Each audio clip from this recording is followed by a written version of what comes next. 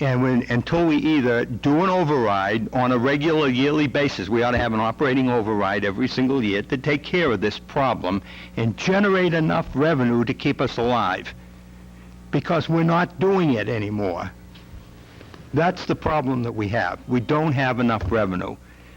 And it isn't that we have a crazy, wild scheme of our government. We're not doing all sorts of fancy stuff. We're not paving the street with gold. As much as I complain about this plowing in the winter over and over again, it really is not all that excessive. And you know, we have a robust police and fire department. It's a good thing to have when you're in a community like this. You don't want your house burned down. You don't want your neighbor's house to burn down. Could they be shorter than they are? Maybe a little, but you know, where do you draw that line? What makes you uncomfortable there? If you look at our public works department and you increase it by population and inflation, in the last 25 years, it's flat on where it ought to be, right there, projected right on target, within a few bucks. So it isn't there that we've already got the services that we like the services we have. Everyone feels, I'm sure, that we're not excessive in any area, and if we were, we'd have to cut them to avoid this. We need to generate more revenue. That's what we need, is more revenue. And the only way that you can get that under the present laws is to have an override, and that boosts it up a little bit. And everybody hates to do the override. We have problems at the polls with the override. It's time, folks. I'm sorry to say that. I'm a taxpayer too, but that's where we need to go. Sean? Yeah, my comments are, I agree with Mr. Bailey, I agree with Mr. Webster. The areas to identify that we have to retire contracts, health insurance, two key areas, any career buybacks. In terms of contracts, I appreciate the fact that teachers took a 0 and a 1% to delay their step, but that's your 4 to 6% increase on the school side on a yearly basis. The step increases. Right. And I agree with that. That's what has to happen. Contract has to be followed. Appreciate the teachers cooperated, as far as we are concerned, in the last contract negotiation. That's the problem. I would love to be in a position that when we add money to the school budget, we're adding programs, we're adding teachers, not to maintain services, the level of services that the county have. We're not going to be able to do it, so that's correct. Health insurance, all the employees need to be on board and realize they must cooperate. Otherwise, we've been fortunate. And on the school side, we haven't had back positions that were cut in previous years. On the town side, we haven't had a layoff. Well, We later. haven't filled positions. Right. We have to fill positions that are open to various circumstances. We've been fortunate, we haven't had it undergo any layoffs. But we're not going to be able to do that going forward. Certainly, as we look at FY12, on the school side, we're looking at over $2 million deficit before we even stop. Right. And so, I agree. It's contract negotiation, which includes any career buybacks. Health and insurance. also health insurance. Employees are all of the employees, town and school side, need to partner with us. And they need to understand that by agreeing with us to allow us to make certain changes in health insurance, to be able to maintain our positions, and also to be able to save costs. There's an answer to the 4% increase because of the step increases. There is an answer to that. You just hire everybody in at the top step. And then you don't have the problem of increasing every year. Well, after the first few years, probably. But what we do is we're minimizing the cost by doing it the way we do it and having step increases.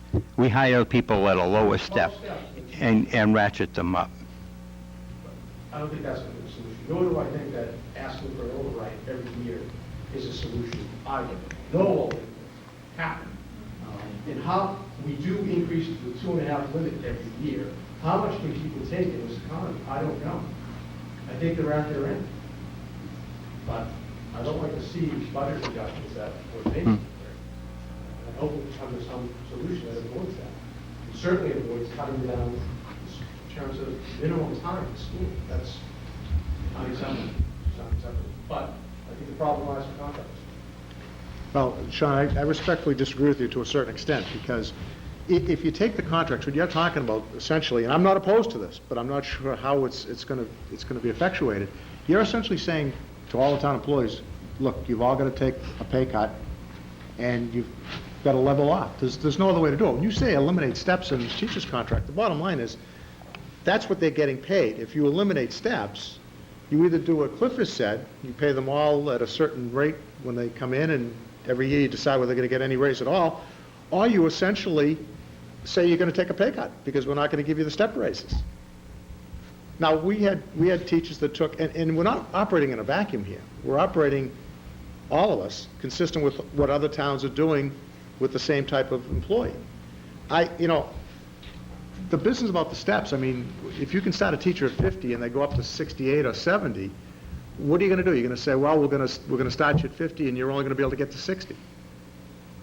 I think it's a structural deficit, and I've said this for a while, and Steve O'Leary said it. And the bottom line is, if you look at our situation, it's not a great mystery as to why we're in the situation we're in. Take a look at that enrollment chart. In 1991, when Maureen Vaca was a young lady coming onto the Finance Committee, we had 1,800 students enrolled in this system. We topped 2,800 a year ago. So you're not just talking about state-mandated programs, you're not just talking about inflation, you're not just talking about salary increases, you're talking about whatever that is, help me out, the percentage. 56%. A 60% increase in enrollment. So never mind dealing with all those others under the constraints of Proposition 2.5, which is inflation and salary increases and state mandates. You're dealing with a 60% increase in enrollment. And that 60% increase doesn't just mean more teachers, it means more supplies, it means more space. All of those things. We had 2 elementary schools. You heard 15 years ago, we only had 2 elementary schools. Now we have 3, and they're all full. So I'm not sure, I mean, I agree in part. I'd love to be able to, I negotiated the last 2 teacher contracts. And to sit down and say, well, by the way, instead of making $60,000, you're going to make $50,000 now because we've got to save, $1 million here, I don't know that it's realistic. And Marcy, I agree with you. We've got to be frugal. We've got to cut expenses. We've got to keep the contracts under control. It's not going to make up for this kind of a deficit. I mean, if we hadn't gotten the federal money, where would we be? In a hole. And last year, where would we be? Yeah. Yeah, and the same place we were, Jeff, 4 or 5 years ago, Yeah. when we had to go through the override process. And I'm not advocating an override, I just don't see, somebody said revenue's the issue here. I think it's revenue. Obviously, health insurance, we can do better. Contracts, we can hold the line. But you are not going to make up $2 and $3 million deficits doing those types of things. We've been at this for a long time now. I mean, I've been here for 10 budget seasons here and 3 with the Board of Selectmen, and every year Bob's been through more. We go through this. We're not going to make up that kind of a deficit based on just controlling the contracts and expenses. There's definitely some areas of the contracts that should be focused. I agree. Right. It's got to do with buyback. Buybacks, yes. Cost of employee retiring at the end of the cycle is one part of the budget each year. Yeah, and we dealt with that, Bob, the 2 contracts ago. In the last contract, we whacked them with a 0% increase, and we kind of stayed away from that, waiting for the next time. I couldn't agree with you more. I'd like to get rid of all of that stuff, all of the bells and whistles and all the extras. But once that's gone, it's not going to make up these kinds of deficits every year. It's just not. Well, I want to get to the board is having its budget hearing next Monday night. We're going to see you all at our meeting, where we will be discussing the budget, our budget, and also the implications that have been pushed forward this evening in terms of the school, and we're going to have to make some decisions as to what, if anything, we can do. Although I've known what the budget deficit was going to be for a number of weeks, I didn't know specifically what the impact was until this evening. Right. Let me get to Deanna and the 2 ladies in behind her. You guys go first. I won't be there on Monday, but I'm going to be out of town. But I hope that you're aware of what the priority is and that we can come to fix this year before we take a look at what we're going to do for the next year. I think it's really unfair to the administrators, particularly in middle school and high school, and I want to say I do not have a middle school or high school, but I will someday. And it's coming up with these great programs, coming up with all those new courses. I've heard about that great sixth grade thing at the middle school and what a great success it is, and I look forward to having my sixth grader do that as well. And so I hate for them to, come up with these great programs that are good for the kids, and then we have to cut them. And I think that's really unfair. So I hope that we can come up with something to fix this year right away. Those cutting teachers is not acceptable, not how the community feels. I think everybody in the room agrees. It's just a matter of identifying priorities, finding money that might be there, and also finding reductions that we can make that would not impact classes. We're at that very, definitive point now in the budget process. And we've got some tough decisions to make. And I know everybody that comes to the table understands that. The lady next to you? I guess my first question on the preschool class size is my son is actually one of the 24 in the middle school and preschool, and I don't feel like the class size is actually an issue in that class. I think their teacher is absolutely positive and remarkable, gets them done what they need to do, but I actually think that there's a lack of instructional time in the half-day kindergarten program because they are offered to me great extracurriculars, but I feel like he's not even on 3 hours. And I don't feel like he gets that instructional time, and I don't think it's because the teacher doesn't have the time because of the large class size, it's because it's such a short amount of time. And then I know you mentioned that you felt like we were out, but is there the potential to make up some of that small cap fund by instituting a book fee? It was something that I had grown up. I don't think we do. You can't. No. In public education, you can't collect money for staff and for textbooks. Okay, because I guess I come from one of the largest school districts, Chisholm County, Virginia, and we always had a book fee. I mean, even back in the 1990s, it was like $60. College. I don't think ours would necessarily be that. $60 college, 6,000. Massachusetts requires us to provide a free and appropriate public education, and by definition, a free and appropriate public education includes textbooks. Yes. Just answering the kindergarten, there are many towns that are fortunate enough to get loads of federal funding, and they provide full-day kindergarten for all their kids. We're not in that position. I don't think we'll ever be in that position.